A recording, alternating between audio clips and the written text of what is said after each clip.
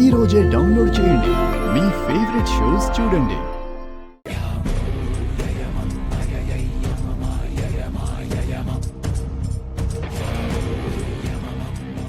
కోడలొస్తుంది అంటే లక్ష్మీదేవితో సమానమని ఇంట్లో తొలడుగు పెట్టడానికి కుంకుమ నీళ్లు గుమ్మం దగ్గర పెడతారు.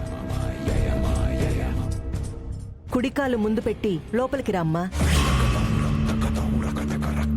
అక్క